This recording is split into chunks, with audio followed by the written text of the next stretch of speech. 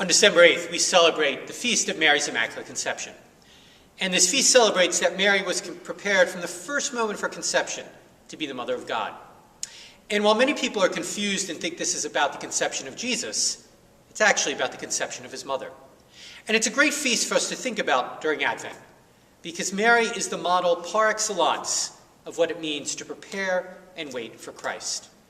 And today, as we remember that from the first moment of her being, God made her ready, God was preparing her for her unique role to be the Mother of God, we can learn a lot from Mary. Because while we can't imitate her sinlessness, unfortunately we know all too well that we are sinful people, we can imitate her faithfulness.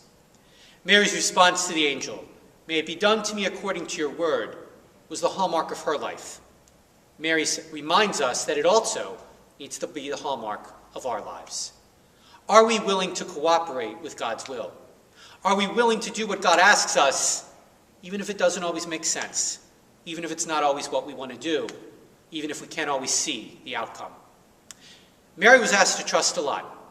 A virgin being told that she's going to conceive by the power of God, that she had to put her life on hold, her plans for the future would be radically changed. Mary was asked to trust a great deal.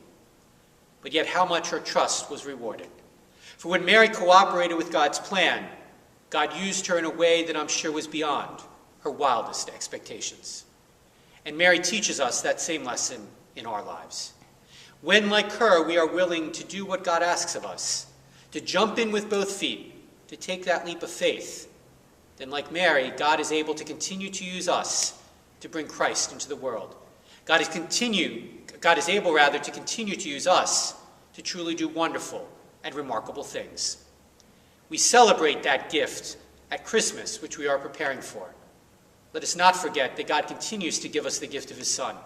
God continues to change the world. God continues to do wonderful things, if, like Mary, we are but willing to allow him to use us in our lives. This is Father John, and we hope to see you soon here at Ascension.